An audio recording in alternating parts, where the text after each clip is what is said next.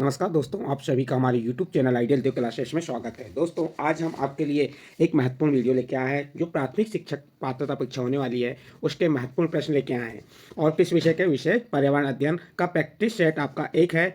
और आपकी जो प्राथमिक शिक्षक पात्रता परीक्षा होने वाली कब होने वाली है, इसकी तिथि कब है, इसकी तिथि है, इसकी दिनांक कब से है, 10 नवंबर 2024 से स्टार्ट हो जाएगी। और आपको इस वीडियो के माध्यम से पर्यावरण अध्ययन के जो प्रीवियस ईयर के ऑल क्वेश्चन है वह क्वेश्चन आपको बताएंगे, जो आपके इसके पहले की परीक्षा में पूछे गए प्रश्न हैं उन प्रश्नों को बताएंगे। तो चलिए देखते हैं MPTET वर्ग 3 पर्यावरण अध्ययन के महत्वपूर्ण प्रश्न क्रमांक 1। तो जो आपका प्रश्न पत्र आएगा, प्रश्न पत्र का ये भाग कौन सा रहेगा, भाग 5 पर्यावरण अध्ययन। इसका प्रश्न क्रमांक 1 क्या है, प्रश्न क्रमांक 1 देख सकते हैं आप। एकल परिवार से तात्पर्य है, प्रश्न क्या है आपका, एकल परिवार से तात्पर्य है। ए नंबर वर्ष 1950 के बाद बना परिवार, बी नंबर परिवार जिसमें माता पिता एवं उनके बच्चे, और सी नंबर संपूर्ण परिवार जिसमें बच्चे, उनके माता पिता एवं दादा दादी, और डी नंबर केवल पति पत्नी। तो एकल परिवार से तात्पर्य है, तो इस प्रश्न का उत्तर क्या हो जाएगा, सोचो। इसका सही आंसर आ जाएगा आपका बी नंबर परिवार जिसमें माता पिता एवं बच्चे, ये क्या कहलाता है, एकल परिवार। तो इसका बी नंबर का ऑप्शन सही होगा। इसके बाद नेक्स्ट प्रश्न है आपका प्रश्न नंबर 2। लैंगरहैंस की दीपिकाएं होती हैं। ए नंबर रूपांतरित लसिका ग्रंथियां, बी नंबर पीयूष ग्रंथि के विशिष्ट क्षेत्र, सी नंबर अग्नाशय में नलिका विहीन ग्रंथियां, और डी नंबर वक्रकों में छोटी नलिकाएं। प्रश्न क्या है, लैंगरहैंस की दीपिकाएं होती हैं। ये चारों ऑप्शन में से सही आंसर क्या होगा बताइए।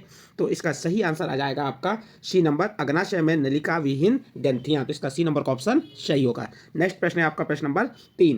प्रश्न नंबर 3 क्या कह रहा है, वयस्क मानव का दंत सूत्र होता है। देखिए प्रश्न क्या है आपका, वयस्क मानव का दंत सूत्र होता है। ए नंबर 2133 बटे 2123, बी नंबर 2122 बटे 2122, और सी नंबर 2123 बटे 2124, और डी नंबर 2123 बटे 2123। तो बताइए वयस्क मानव का दंत सूत्र होता है।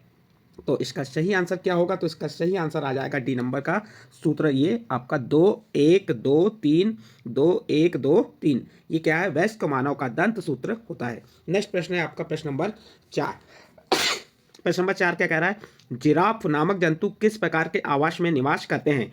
ए नंबर वनी आवास, बी नंबर घास भूमि आवास, सी नंबर मरुस्थलीय आवास, और डी नंबर ध्रुवीय आवास। प्रश्न क्या है आपका, प्रश्न है जिराफ नामक जंतु किस प्रकार के आवास में निवास करते हैं। ये चारों ऑप्शन में से आपको सही आंसर चुन के बताना है। तो इसका सही आंसर आ जाएगा आपका बी नंबर घास भूमि आवास। किसमें निवास करते हैं, जिराफ नामक जंतु किस प्रकार के आवास में निवास करते हैं। तो इसका बी नंबर का ऑप्शन आ जाएगा घास भूमि आवास। तो इसका बी नंबर ऑप्शन सही है। नेक्स्ट अगला प्रश्न है आपका प्रश्न नंबर 5। प्रश्न नंबर 5 देखिए क्या कह रहा है, ध्रुवीय आवास में निम्न में से कौन सा प्राणी निवास करता है। प्रश्न क्या है आपका, ध्रुवीय आवास में निम्न में से कौन सा प्राणी निवास करता है। A number reindeer, B number kangaroo, C number octopus, और डी नंबर गाय। प्रश्न फिर से रिपीट कर दे रहे हैं आपका, ध्रुवीय आवास में ये जो चार ऑप्शन दिए इनमें से कौन सा प्राणी निवास करता है। तो इसका सही आंसर आ जाएगा ए नंबर रेडियर। तो इसका ए नंबर का ऑप्शन सही है। नेक्स्ट अगला प्रश्न है आपका प्रश्न नंबर 6। मधुमक्खियों से प्राप्त उत्पाद है। ए नंबर शहद, बी नंबर मोम, सी नंबर परागकण, और डी नंबर ए एवं बी दोनों। बताइए मधुमक्खियों से प्राप्त उत्पाद है, कौन से उत्पाद मधुमक्खियों से प्राप्त होते हैं। शहद प्राप्त होता है, मोम प्राप्त होता है, या परागकण, या ए एवं बी। ए मीन्स शहद और मोम। तो इसका सही आंसर आ जाएगा आपका डी नंबर ए और बी। तो इसका यानी मधुमक्खियों से प्राप्त उत्पाद शहद भी है और मोम भी है। नेक्स्ट अगला प्रश्न है प्रश्न नंबर 7। निम्न में से खेलों का महत्व कौन सा नहीं है। ए नंबर इनसे व्यक्तित्व का विकास होता है, बी नंबर इनसे शारीरिक और मानसिक विकास होता है, सी नंबर इनसे ज्ञान इंद्रियों का विकास होता है, इनसे ज्ञान इंद्रियों का विकास नहीं होता है, और डी नंबर इनसे व्यक्ति का सामाजिक विकास होता है। तो बताइए इसका सही आंसर क्या हो जाएगा। तो इसका सही आंसर आ जाएगा आपका सी नंबर ज्ञान इंद्रियों का विकास नहीं होता है। तो इसका सी नंबर का ऑप्शन सही है। इसके बाद नेक्स्ट अगला प्रश्न है आपका प्रश्न नंबर 8। भारत का राष्ट्रीय पशु है। ए नंबर हाथी, बी नंबर शेर, सी नंबर बाघ, और डी नंबर मोर। प्रश्न क्या है आपका, भारत का राष्ट्रीय पशु है। तो इसका सही आंसर आ जाएगा आपका सी नंबर बाघ। भारत का राष्ट्रीय पशु क्या है, बाघ है। नेक्स्ट अगला प्रश्न है आपका प्रश्न नंबर 9। निम्नलिखित में किससे कुनाइन नामक दवा प्राप्त होती है। प्रश्न क्या है, निम्नलिखित में से किससे कोनाइन नामक दवा प्राप्त होती है। A number money plant, B number cinchona plant, D number eucalyptus plant, और डी नंबर अकोनाइट प्लांट। तो इसका सही आंसर क्या हो जाएगा आपका प्रश्न नंबर 9 का? तो इसका सही आंसर आ जाएगा बी नंबर सिंकोना प्लांट। तो इसका बी नंबर का ऑप्शन सही है। नेक्स्ट अगला प्रश्न है आपका प्रश्न नंबर 10, निम्नलिखित में से जैविक घटक है। यहाँ से आपको प्रश्न में क्या पूछा है, ये 4 ऑप्शन में से बताना है कि जैविक घटक है। ए नंबर पादप, बी नंबर मैदा, सी नंबर वायु और डी नंबर जल। तो इसका सही आंसर आ जाएगा ए नंबर पादप। पादप क्या है? एक जैविक घटक है। ये आपका प्रश्न नंबर 10 का उत्तर कंप्लीट हुआ। इसके बाद नेक्स्ट अगला प्रश्न आता है आपका प्रश्न नंबर 11। प्रश्न नंबर 11 क्या कह रहा है, चलिए देखते हैं। ह्यूमस निर्माण में कौन सहायक है? ए नंबर उत्पादक, बी नंबर अपघटक, सी नंबर उपभोक्ता और डी नंबर ये सभी। तो इसका आंसर क्या होगा बताइए? ह्यूमस निर्माण में कौन सहायक है? तो इसका सही आंसर आ जाएगा बी नंबर अपघटक। कौन सहायक होते हैं? अपघटक सहायक होते हैं। फिर इसके बाद नेक्स्ट प्रश्न है आपका प्रश्न नंबर 12। प्रश्न नंबर 12 क्या कह रहा है, कौन जीवी कारक नहीं है? कौन जीवी कारक नहीं है? ए नंबर पेड़ पौधे, बी नंबर जंतु, सी नंबर सूक्ष्मजीव और डी नंबर प्रस्तर। तो इसका सही आंसर आ जाएगा आपका डी नंबर प्रस्तर। प्रस्तर क्या है? जीवी कारक नहीं है, जिसमें जीवन नहीं होता है। अगला प्रश्न है आपका प्रश्न नंबर 13। प्रश्न नंबर 13 क्या कह रहा है, निम्नलिखित में से कौन सा पर्यावरण अध्ययन का घटक नहीं है? A number Manav, B number वायुमंडल, सी नंबर जलमंडल और डी नंबर सौरमंडल। तो यहाँ पे आपको प्रश्न में पूछा गया है कि कौन सा पर्यावरण अध्ययन का घटक नहीं है। ये चारों में से आपको बताना है कि कौन सा पर्यावरण अध्ययन का घटक नहीं है। तो ए नंबर मानव, बी नंबर वायुमंडल, सी नंबर जलमंडल और डी नंबर सौरमंडल। तो इसका सही आंसर आ जाएगा आपका डी नंबर सौरमंडल, जो पर्यावरण अध्ययन का घटक नहीं है। तो इसका डी नंबर का ऑप्शन सही होगा। नेक्स्ट अगला प्रश्न है आपका प्रश्न नंबर 14। पर्यावरण के अंतर्गत आते हैं, पर्यावरण के अंतर्गत आते हैं ए नंबर पेड़ पौधे जीव जंतु, बी नंबर रिश्ते नाते संस्कृति, सी नंबर मकान सड़कें पूजा स्थल और डी नंबर उपरोक्त सभी। तो इसका सही आंसर आ जाएगा क्या कि पर्यावरण के अंतर्गत आते हैं पेड़ पौधे भी आते हैं, जीव जंतु भी आते हैं, रिश्ते नाते भी आते हैं, संस्कृति भी आती है, मकान सड़कें पूजा स्थल ये सभी पर्यावरण के अंतर्गत आते हैं। इसलिए इसका सही आंसर हो जाएगा डी नंबर उपरोक्त सभी। तो इसका डी नंबर का ऑप्शन सही है। अगला प्रश्न है आपका प्रश्न नंबर 15।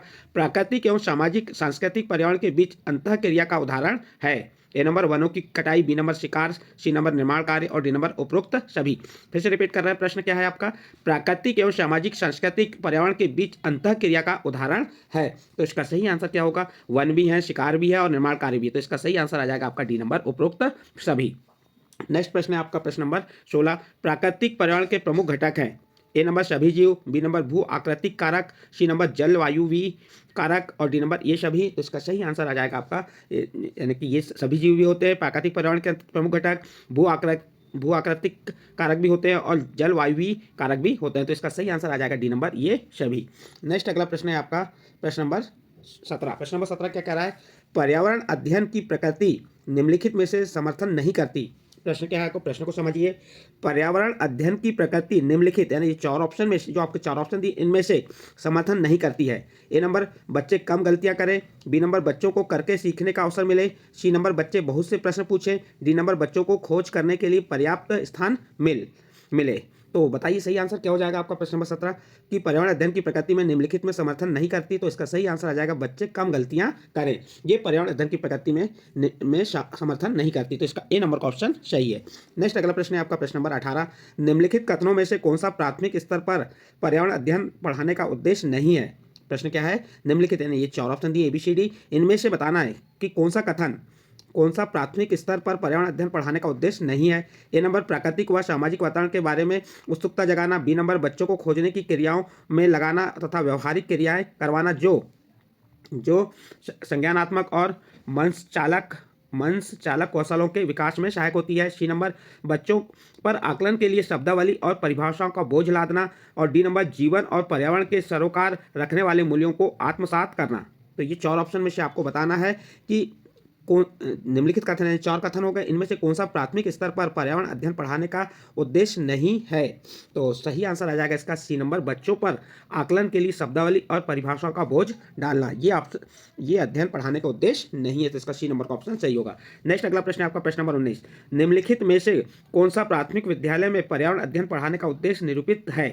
प्रश्न क्या है, निम्नलिखित में से यानी ये 4 ऑप्शन दिए इनमें से कौन सा प्राथमिक विद्यालय में पर्यावरण अध्ययन पढ़ाने का उद्देश्य निरूपित है। ए नंबर बच्चों को तकनीक शब्दावली और परिभाषाओं से परिचित कराना, बी नंबर पर्यावरण अध्ययन से संबंधित तकनीकी शब्दों का आकलन, सी नंबर अपने ज्ञान का विस्तार करने के लिए बच्चों को सूचना देना कि उन्हें कौन सी पुस्तकें पढ़नी है और डी नंबर है आप इसमें विद्यालय में बच्चों से के अनुभवों को बाहरी दुनिया से जोड़ना। तो इसका सही आंसर हो जाएगा डी नंबर, विद्यालय में बच्चों के अनुभवों को बाहरी दुनिया से जोड़ना। तो इसका डी नंबर का ऑप्शन सही है। नेक्स्ट अगला प्रश्न आता है आपका प्रश्न नंबर 20।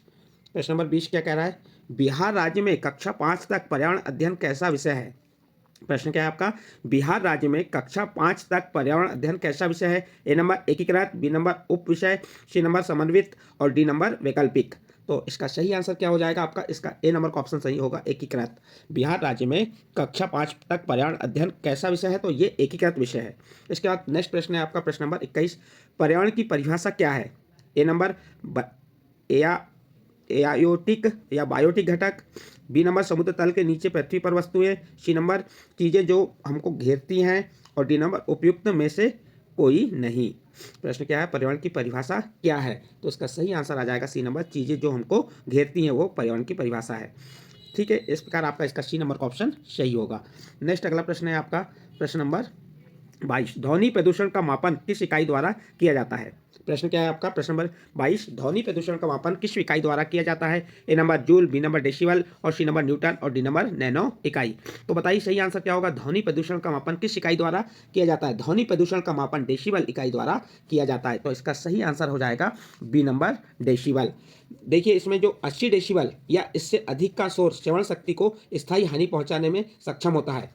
जो 80 डेसिबल है इससे अधिक का शोर श्रवण शक्ति को स्थायी हानि पहुंचाने में सक्षम है। सामान्य श्रवण शक्ति वालों के लिए 20 से 30 डेसिबल ध्वनि पर्याप्त होती है। यानी कि जो सामान्य श्रवण आपका क्या है यहाँ पे, सामान्य श्रवण शक्ति वालों के लिए 25 से 30 डेसिबल ध्वनि पर्याप्त होती है। 5 डेसिबल की ध्वनि अत्यंत मंद होती है। 75 डेसिबल सामान्य साधारण तेज और 95 डेसिबल अत्यंत तेज और 120 डेसिबल से अधिक की ध्वनि तीव्र कष्टकारक होती है। तो यहाँ पे प्रश्न था आपका ध्वनि प्रदूषण का मापन किस इकाई द्वारा किया जाता है? तो आप उत्तर बता देंगे, इसका बी नंबर का ऑप्शन डेसिबल। इसके बाद नेक्स्ट प्रश्न है आपका प्रश्न नंबर 23। निम्न नदियों में से कौन सी नदी बंगाल की खाड़ी में गिरती है? यहाँ 4 नदियों के नाम दिए, A number Tapti, B number Subarnarekha, C number Narmada और डी नंबर सिंधु। इन नदियों में से आपको बताना है कि कौन सी नदी बंगाल की खाड़ी में गिरती है। तो ए नंबर ताप्ती। तो सबसे पहले तो आपको ये मालूम होना चाहिए कि कौन सी नदी कहाँ गिरती है। कैसे पता चलेगा? आपको नदियों का अध्ययन करना पड़ेगा।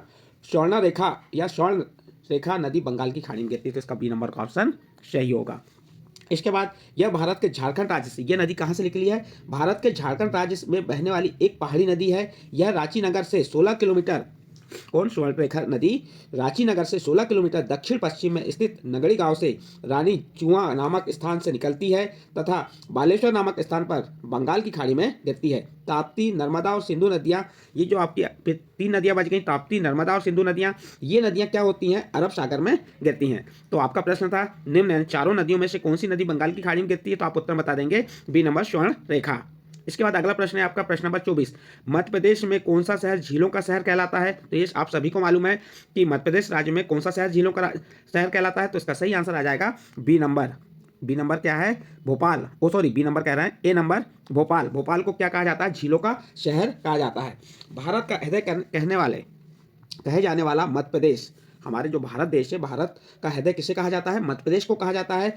देश विदेश में पर्यटन स्थलों, खान-पान, शिल्पकारी, बुनकरों आदि के लिए जाना जाता है। मध्य प्रदेश राज्य की राजधानी क्या है? भोपाल है। मध्य प्रदेश राज्य की राजधानी भोपाल है, जिसे झीलों का शहर भी कहा जाता है। जो लोअर लेक और अपर लेक जैसी 2 सुंदर झीलों के कारण ही भोपाल को झीलों का शहर भी कहा जाता है। ये आपका प्रश्न नंबर 24 का उत्तर कंप्लीट हुआ। इसके बाद नेक्स्ट अगला प्रश्न आता है आपका प्रश्न नंबर 25। प्रश्न नंबर 25 क्या कह रहा है?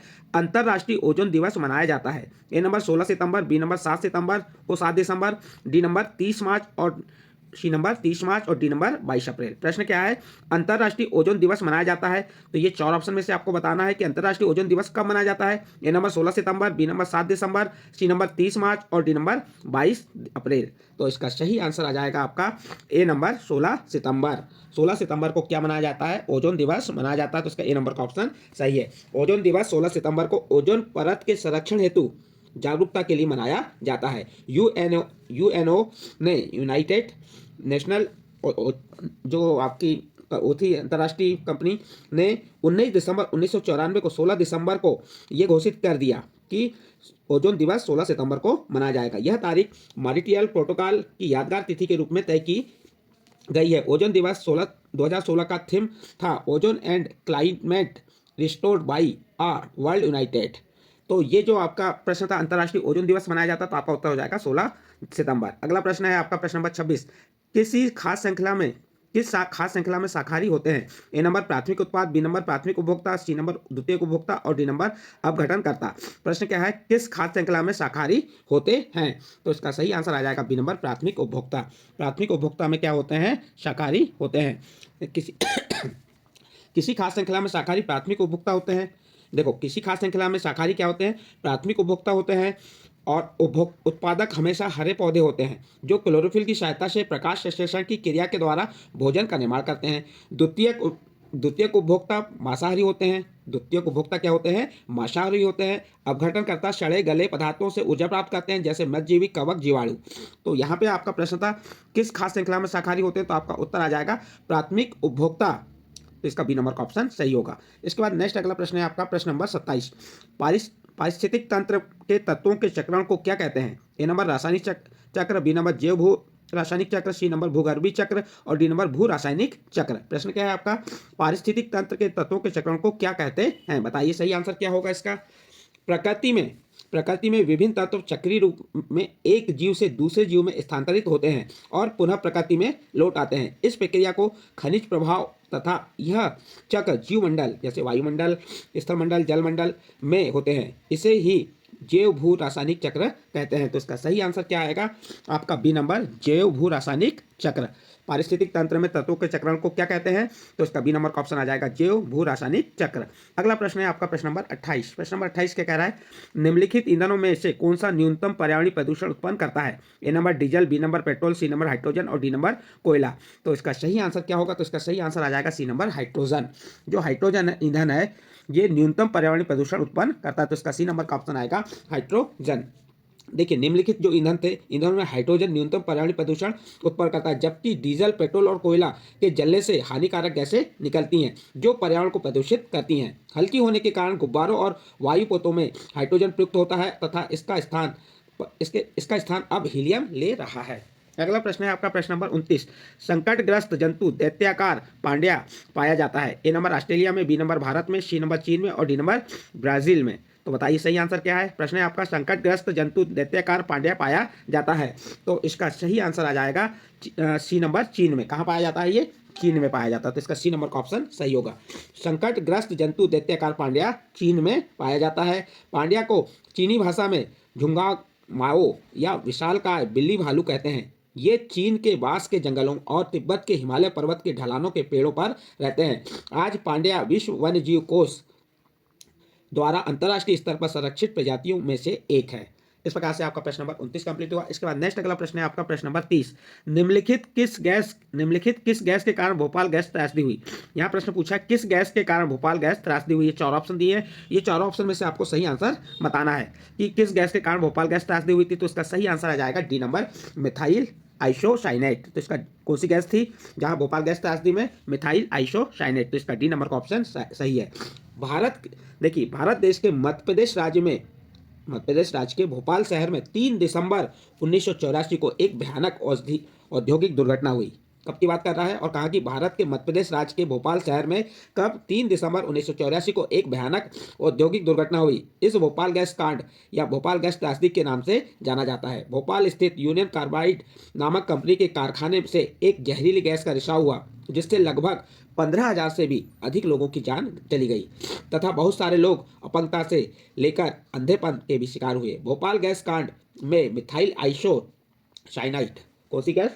भोपाल गैस कांड में मिथाइल आइसोसाइनाइट नामक जहरीली गैस का रिसाव हुआ और जिससे chlorofluorocarbon, carbon dioxide, nitrous oxide तीनों ही ग्रीन हाउस गैसें हैं। तो इसका सही जो आपका प्रश्न था कि गैस त्रासदी का कारण भोपाल, देखिए निम्नलिखित जो है आपको निम्नलिखित में किस गैस के कारण भोपाल गैस त्रासदी हुई, तो आपका आंसर आ जाएगा मिथाइल साइनाइड। आपसे क्वेश्चन पूछ सकता है कि यह कब हुई थी, तो ये बता देंगे आप 3 दिसंबर सन 1984 को। और इस प्रकार से यहाँ पे आपका प्रश्न नंबर 30 कंप्लीट हुआ। और इस प्रश्न के साथ हमने जो आपको प्रैक्टिस सेट 1 है किसका विषय पर्यावरण का, उसके प्रश्न बताए, 30 प्रश्न बताए और आपको 30 प्रश्न आएंगे और ये 30 कितने अंक के रहेंगे? 30 अंक के। यदि आपको ये प्रश्न अच्छे लगे हों तो आप हमारे चैनल आइडियल देव क्लासेस को सब्सक्राइब कीजिए, लाइक कीजिए और इस वीडियो को अन्य ग्रुप में शेयर जरूर कीजिए।